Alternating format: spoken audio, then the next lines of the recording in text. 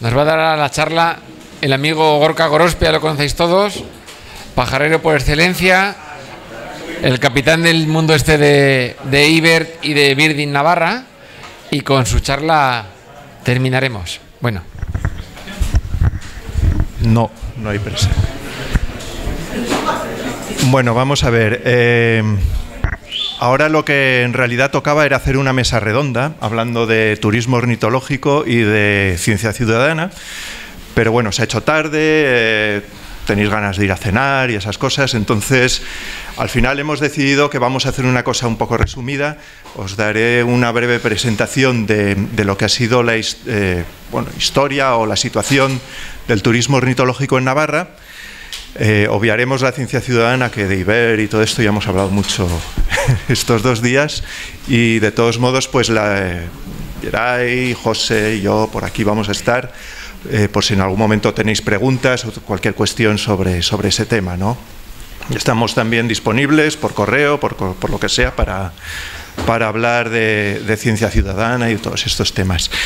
Entonces, bueno, yo quería, claro, después de la parte distendida y tal, meteros una chapa sin diapositivas ni nada, pues bueno, es lo que hay, ¿no? Porque no tenía nada preparado y iba a ser una mesa redonda, así que es lo que hay. Pero bueno, voy a tratar de dar una breve visión de cómo es la situación del turismo ornitológico aquí en Navarra. Y a ver si sacáis algo en claro, y bueno, y lo mejor es también que me hagáis luego algunas preguntas. Tardaré 5 o 10 minutos y abriremos un poco un turno de preguntas para que podáis intervenir. Entonces, bueno, realmente Navarra no es un destino de turismo ornitológico por excelencia en el pasado. En la península ibérica los lugares tradicionales a los que la gente venía a ver pájaros eran o Doñana o Extremadura, un poco herencia de todos aquellos pioneros ingleses o de otros países que vinieron a conocer pues lo que era la biodiversidad peninsular en siglos pasados, ¿no? Escribieron luego en sus medios sobre estos lugares, y por supuesto luego hubo gente de aquellos países que fue llegando poco a poco para visitarlos y verlos, ¿no? Esto hasta hoy en día prácticamente ha quedado un poco de esa forma, porque son destinos que en esos países, sobre todo estoy hablando de Reino Unido y así, pues son súper conocidos. Entonces cuando alguien habla de España, pues enseguida dicen, Extremadura, Doñana, yo he estado ahí viendo pájaros, no sé qué y tal, ¿no? Bueno, nosotros que hemos acudido a muchas ferias en otros países y tal, realmente es lo que la gente conoce, y no conoce tanto otros lugares como pueden ser, pues bueno, ya sabéis que en la península hay muchísimos sitios para observar aves geniales, pero uno de ellos es Navarra, que reúne unas condiciones excelentes, y sin embargo, yo me acuerdo que la primera vez que fuimos a la feria de Rutland, la Bird Fair, había gente que, claro, se nos olvidó, pusimos Navarra y se nos olvidó poner España. Entonces la gente preguntaba, ¿pero esto dónde está? ¿En Sudamérica? ¿En África? Porque veían fotos de Bardenas y cosas así, ¿no? Entonces, bueno, y tomamos nota de aquello y dice, lo primero es situar Navarra en el mapa, para que la gente sepa de qué estamos hablando, ¿no? Y luego hablar del interés que tiene para que puedan venir. Entonces, eso fue un poco nuestra tarea posterior. Estoy hablando ya de una etapa que comenzó en 2007, que es cuando se creó un programa impulsado por el Departamento de Turismo del Gobierno de Navarra, que se llamaba Birding Navarra. Aquel programa nació un poco de un estudio de mercado que se hizo a nivel de todo Navarra, el potencial que tenía Navarra en cuanto a turismo que no fuera Camino de Santiago y San Fermines, que era básicamente a lo que venía la gente, algo también de turismo rural, pero bueno, en menor proporción. Entonces querían, desde el departamento, pues querían saber un poco qué más podemos ofrecer, qué más podemos desarrollar aquí. Y uno de los temas destacados, de las ideas destacadas, era tema naturaleza y sobre todo aves, ¿no? Entonces, bueno, a una serie de los pocos profesionales que ya nos dedicábamos a eso por Navarra, nos encargaron que, por favor, que hiciéramos un estudio diagnóstico y que tratáramos de ver cómo podíamos impulsar ese turismo aquí en Navarra. Y de ahí nació lo que es el Club de Producto Birding Navarra. Todo esto tuvo un proceso de varios años hasta que se consiguió montar y crear, y fue en 2007 cuando ya salió a la luz. Ahí ya empezamos a acudir a ferias, a montar la web, a hacer una serie de eventos promocionales importantes. Pero este programa no se ceñía únicamente a lo que era la promoción. El programa reunía una serie de profesionales, estamos hablando de guías, hosteleros, agencias de viaje, un poco todos los profesionales que conforman el sector turístico, pero que estaban especializados en observación de naturaleza y aves, especialmente, ¿no? En algún momento llegó a haber hasta 60 empresas incluidas en este club, la mayoría alojamientos. Me diréis, ¿pero qué alojamientos hay ornitológicos en Navarra? No hay específicamente así ningún ornitológico, pero aquí sí que a la gente que quería trabajar con clientes, con visitantes de turismo ornitológico, se les asesoraba y se les decía un poco qué necesidades tenía este tipo de público a la hora de funcionar y de atenderles, ¿no? Pues igual hay que darles un desayuno a las 6 de la mañana y no puedes poner el desayuno de 8 a 10 porque es que esa persona tiene que salir antes a ver pájaros, ¿no? Cosas de este estilo. Y bueno, esto es un poco, a grandes rasgos, algunas de las cosas en las que se fueron trabajando. Se trabajó también con el Departamento de Medio Ambiente para que todas aquellas iniciativas que se iban tomando fueran los más sostenibles posibles, y una de las más importantes fue la creación de un código ético o manual ético para los profesionales que estaban incluidos en el club. El manual fue creado desde dentro y fue consensuado entre todos los profesionales que estábamos en el club, con lo cual era algo que era importante para que la gente lo sintiera como algo propio y lo aplicara en su actividad profesional. Allí se hablaba un poco de, sobre todo, que el tema, el recurso, las aves, es lo más importante antes de abordar una actividad de turismo ornitológico. Entonces, a la hora de ir a visitar unas aves, a observarlas y tal, siempre hay que velar por el bienestar y no causar molestias ni cualquier otro tipo de problemas, ¿no? Bueno, era un manual muy amplio que no voy a detallar ahora, pero bueno, iba un poco en esas líneas, ¿no? Y luego, como os decía, también, entre otras cosas, se hizo un esfuerzo importante de promoción y de colaboración con otras regiones, porque claro, Navarra es una zona muy pequeñita que si te viene alguien de muy lejos, pues igual no solo se va a quedar en Navarra, va a aprovechar el viaje y ya se va a ir a Aragón, Cataluña, y bueno, se va a dar un tour por buena parte de la península probablemente. Entonces nos parecía interesante colaborar con otras comunidades en estos aspectos para ver un poco cómo darle un poco de coherencia a toda la oferta que se podía dar, ¿no? Bueno, de todas estas cosas, que muchas estaban en la teoría, algunas se pudieron llevar a cabo, otras no, por cuestiones presupuestarias, porque no es fácil hablar entre departamentos, no es fácil hablar entre comunidades, aunque generalmente los técnicos nos conocíamos y tenemos muy buena sintonía, pero luego otra cosa ya es a nivel de responsables políticos y administrativos. Y bueno, se hizo lo que se pudo hacer. La verdad es que tuvo un inicio bastante bueno, muy prometedor, pero ya sabéis que muchas de estas cosas a veces funcionan por ciclos de legislaturas, que va pasando diferentes responsables por los diferentes departamentos y estas cosas al final afectan, ¿no? Deciden que igual luego hay que seguir por otra línea, por otra y tal. Actualmente el programa Birding Navarra, aunque la información está en la web y todo eso, pues se puede decir que paralizado, un poco a la espera de a ver qué línea tomar. Pero es que llevamos así con varios años y la gente también que estamos implicada en el club, pues estamos un poco también esperando a ver si se va a tirar un poco adelante.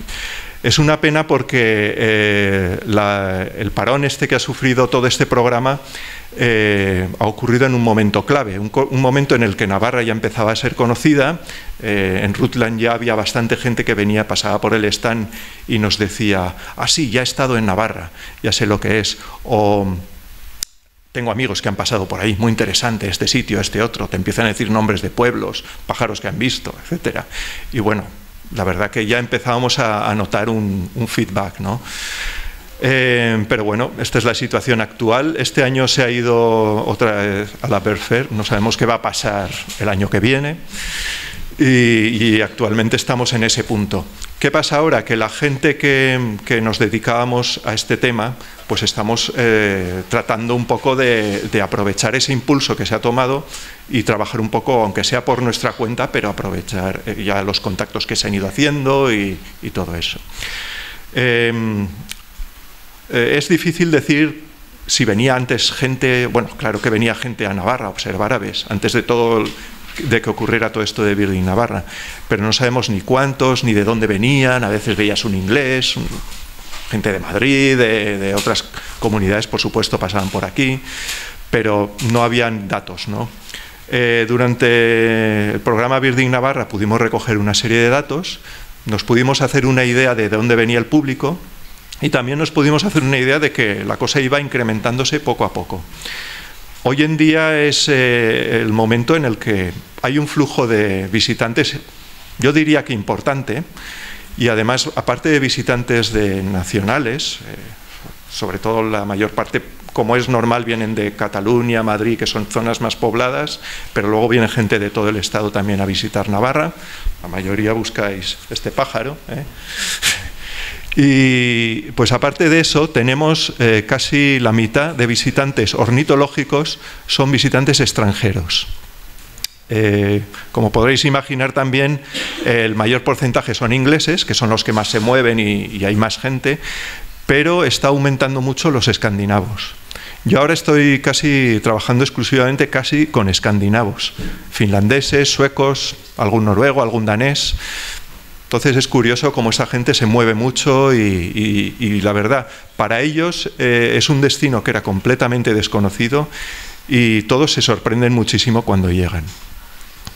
¿Qué problemas nos encontramos actualmente? Aparte de este tema de la organización con la administración, que en su momento nos ayudaba mucho a proyectarnos hacia afuera, pues hay otro problema muy importante con el que estamos trabajando actualmente, y es el del recurso. Hay muchas aves cuyas poblaciones están en un declive importantísimo. Y además son aves muy importantes de cara a estos visitantes, porque son aves que ellos desean ver, ¿no? Y estoy hablando sobre todo, bueno, es el quebrantahuesos, lo tenemos ahí, se suele ver bien, más o menos, los pícidos, tal, bueno, pero sobre todo las aves de medios agrícolas están, como todos sabéis, están sufriendo un declive importantísimo. En Navarra tenemos el ejemplo del sisón, que ha caído en picado. Antes ha habido, creo que, una ponencia al respecto. Tenemos un caso preocupante que es la alondra ricotí. Todos los extranjeros quieren ver alondra ricotí.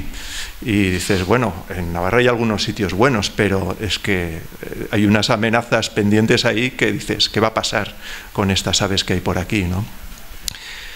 Y bueno, la verdad que, bueno, últimamente ha surgido alguna iniciativa de custodia del territorio, quizás sea la forma de trabajar.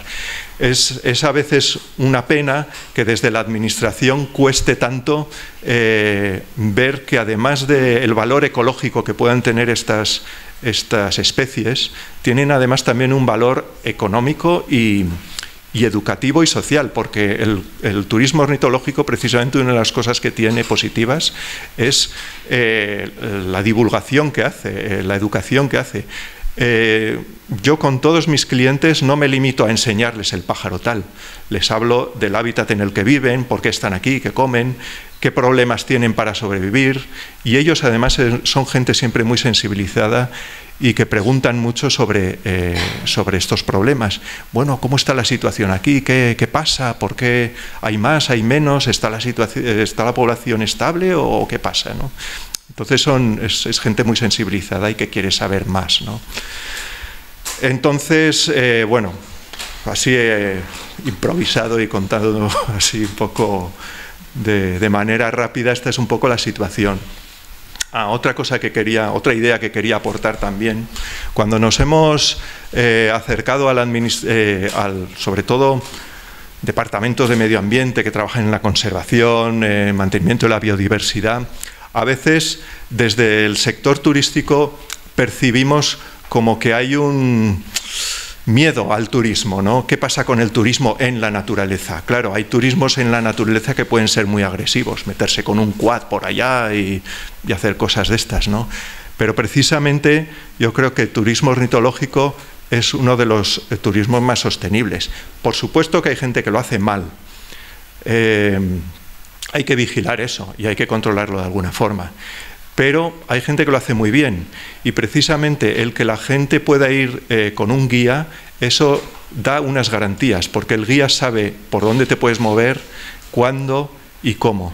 Y no es un poco el viva la vida de, bueno, me meto por aquí a ver qué encuentro, el urogallo del Arra, el no sé qué, no. No, eso no se puede hacer, hay que saber lo que se está haciendo y cómo.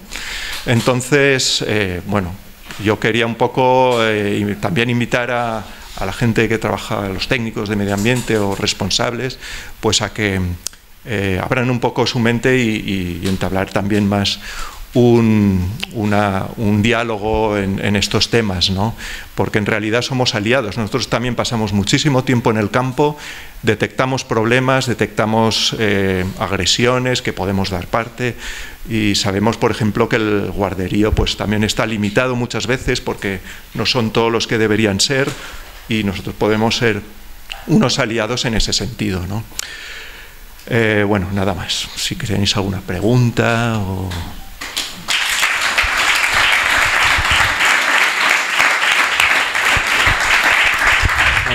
Gracias. Antes de que comencemos con preguntas, os va a explicar una cosita que José, como fotógrafo que es y como... Sí. No, es una cosilla que está trabajando el departamento, ahí me ha tocado no hacerlo directamente, así que la parte buena, hablas, pero no tienes que escribir. Es el tema de la regulación de la fotografía que se está preparando a nivel del departamento. Bueno, hay mucha debate, controversia, hace falta autorización, ¿no? Entonces, eso se quiere regular un poco para que sea más claro y no haya problemas de que un guarda te pare, te empiece a pedir papeles por algo que no debería. Entonces, un minuto, explicar. En principio, la fotografía desde lugares públicos de cualquier especie se puede realizar, es decir, si estás en la FO de Arbayún y te pasa un quebrantahuesos que te limpia las cejas, pues lo puedes fotografiar. A día de hoy, las especies protegidas, bueno, estos jaleos que tienen, entonces, desde sitios públicos no hay ningún problema. Desde sitios de acceso restringido, es decir, entrar dentro de pitillas, como cualquiera quiere entrar, con autorización. Y luego está la catalogación según especies. Las especies del nuevo catálogo que está trabajando y saldrá, yo no me atrevo a decir cuándo, en principio las que estén catalogadas en peligro de extinción y vulnerables necesitan autorización. ¿Aunque sea desde un espacio público? No, si es de espacio público, ya eso todo lo quitamos, ¿vale? En los lugares de cría, ahí sería obligatorio con autorización. Y en las zonas sensibles, zonas de alimentación, zonas así, siempre especies catalogadas en esas dos categorías con autorización. El resto de especies, en principio, no necesitarían autorización específica, ¿vale? Pero, excepto que si quieres hacer un nido o sitios un poco concretos, que entonces sí que haría falta una justificación de por qué se quiere hacer, ¿vale? Y luego una cosa, el tema de highs, por ejemplo, los highs comerciales o públicos tendrían que tener autorización, bueno, con una serie de compromisos. Y luego los highs personales de estos de móviles, quiere decir un high de tela, eso, si son para especies comunes, que no están catalogadas ni en peligro en eso, funcionaría con una comunicación, una solicitud que se enviaría al guarderío con la ubicación exacta y una serie de características. Entonces, si no hay respuesta, estaría autorizado, ¿vale? Si no hay ningún inconveniente. Es decir, para alguien que quiera hacer un pequeño comedero de carboneros, herrerillos, prepárala esto, la manda a la documentación, dice la ubicación, eso el guarderío lo revisaría y si hay problema, pues se le comunicaría de si lo puede o no lo puede tener controlado. Es la idea de que todos los highs que estén en el campo, el guarderío, si alguien se encuentra un high, pues pueda saber si este high es de fulanito, no hay problema, está autorizado o está comunicado y no pasa nada. Como os digo, se está trabajando, me han dicho que saldrá, también no pongo fecha porque no me atrevo nunca con los plazos, pero que sepáis que se está trabajando en un poco regular todo esto para que evitar. ¿De uso comercial? Los highs de uso comercial también están previstos. El promotor es el que tendría que hacer la solicitud, explicando, o sea, highs fijos, incluso de madera ya estables, que van a estar más de un año, lo que llamamos fijos, deberían estar solicitados con una explicación de para qué, cómo se está planteando y se autorizarían anualmente. Entonces, el promotor del high es el que sería el responsable de que se cumpliese la normativa. No cada vez que vaya un fotógrafo tendría que tener una autorización. Es decir, si alguien monta un high y se autoriza de quebrantahuesos en Navarra, el promotor es el responsable de que ese high funcione de acuerdo con lo que se ha aprobado. Y podría luego sacar rendimiento, eso ya como quiera. Siempre en comunicación con el ayuntamiento, ya que es una actividad económica, entonces tendría que tener también el visto bueno del ayuntamiento, tanto de educación, si tiene que hacer alguna estructura, como para el posible, pues que conozca las actividades económicas que se hacen en su territorio. ¿Vale? ¿Cuándo va a estar listos? Estará. ¿Y sobre metodologías? No hay... ¿Cómo? ¿Metodologías? Sí, por ejemplo, sobre reclamos de cebo. Sí. En principio, reclamos no se autorizaría y cebo vivo tampoco. Solo, en principio, animales, o semillas o alimentos, aportes, y encima siempre en cantidades pequeñas. Sí, eso estaría más o menos controlado. Pero cebo vivo no parece razonable.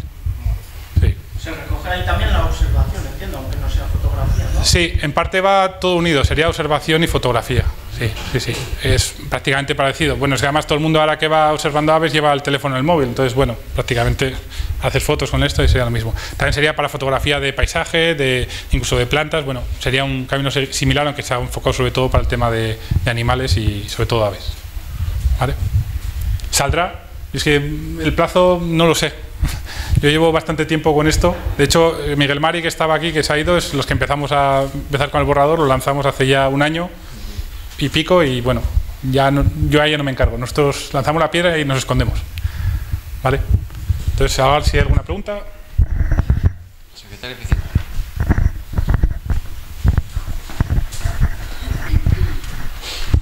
Bueno, hola Gorka. ¿Por qué se paralizó el programa Birding Navarra? ¿Hubo algún problema? A ver, es como un cúmulo de circunstancias. Coincidió un cambio de responsables que consideraban que otros programas tendrían que tener más importancia en aquel momento, con lo cual pues fue decayendo un poco la atención en este.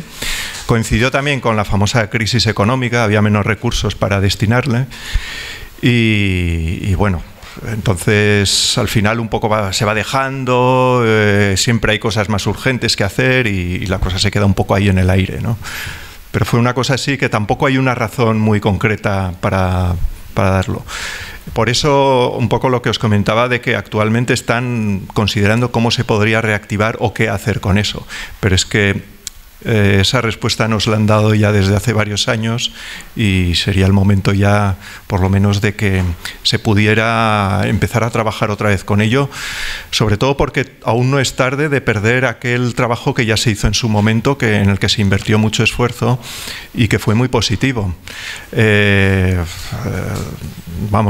estaban empezando a ver buenos resultados y claro, es un poco lo que comentaba antes, era el momento clave para hacer ya un empujón más, pues apostando más por el tema, ¿no?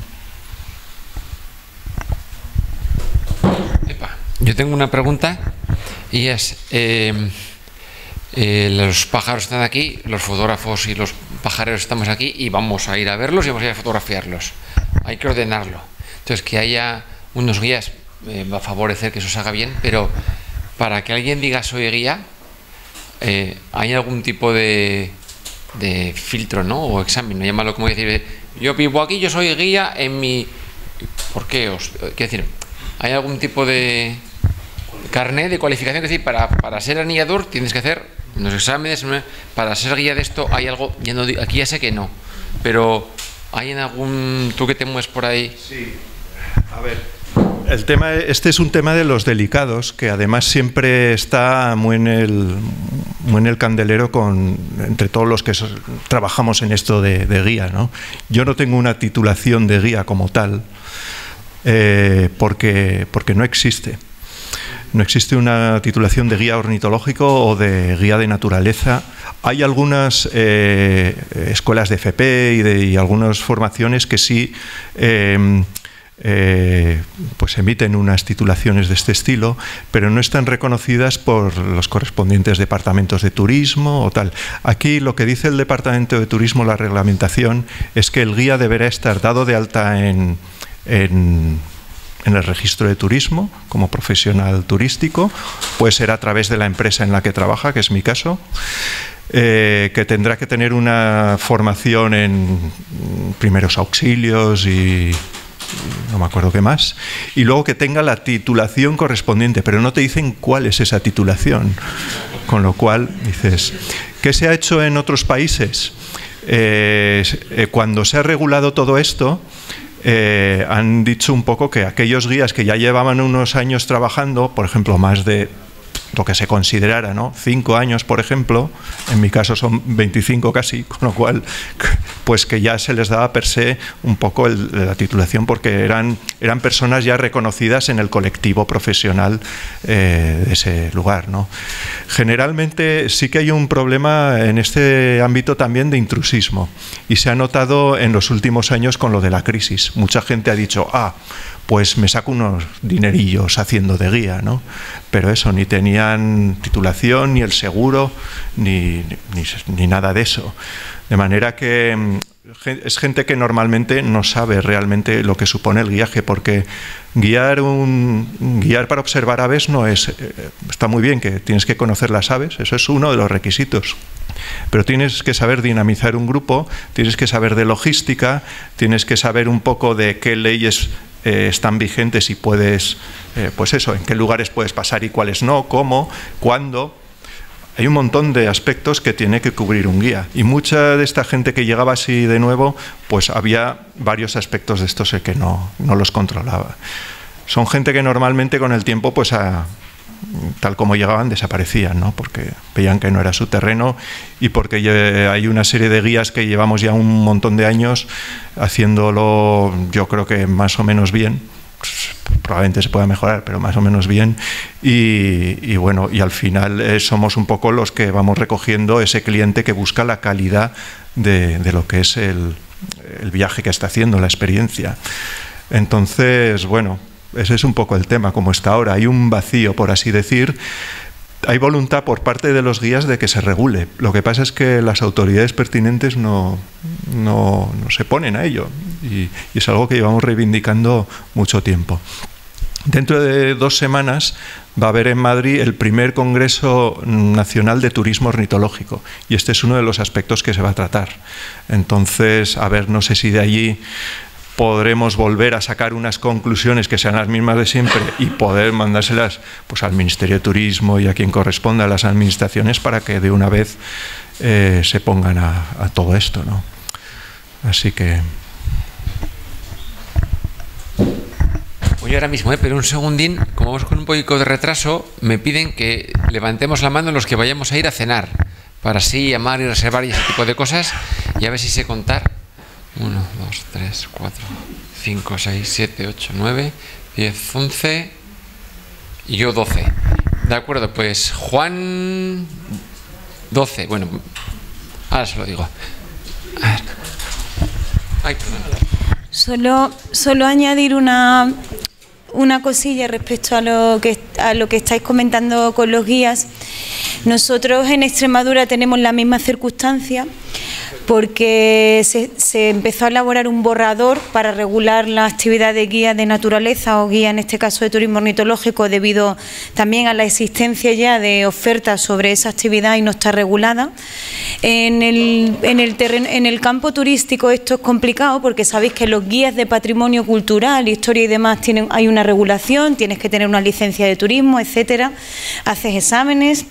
En el caso de naturaleza se requiere mucho diálogo, y hay que tener muchas cosas en cuenta, porque se plantea la situación de gente que ha estado toda la vida en el campo, no tiene titulación, pero conoce mucho el campo, o qué titulación se solicita, los años de experiencia, etcétera. Bueno, la circunstancia es la misma. Yo solo quería compartir con vosotros que se plantean otros lugares de España, y que yo creo, personalmente y profesionalmente hablando, que una de las posibles soluciones, o por lo menos la antesala hasta que exista una regulación, es la existencia de herramientas o la existencia de proyectos como Birding Navarra o como pasa con el Club de Productos de Turismo Ornitológico Birding en Extremadura, que somos territorios que en el fondo nos conocemos todos porque tenemos esa relación de tú a tú, digamos, y que es sencillo que poder ordenarlo o poder dialogar entre nosotros para ver, para por lo menos que ese servicio se ofrezca de una manera profesional, de calidad, y pueda ser la antesala tener una regulación para contar con el sector profesional para hacer esa regulación, porque entiendo que desde las administraciones no se está abordando por desconocimiento y también porque hay que ejercer una responsabilidad que es pues, tomar decisiones, y ya existe una actividad turística en el territorio y requiere de esa regulación, pero simplemente decir y poner en valor que la continuidad, por ejemplo, de proyectos como Birding Navarra es necesaria para que evitar intrusismo, que es lo que hablamos, y abordar algunas situaciones que ya van a venir sí o sí, o sea que eso va a pasar.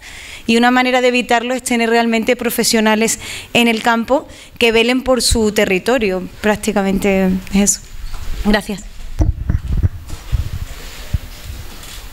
Muy bien, no sé si hay alguna cuestión más o si ya damos por finalizada las jornadas.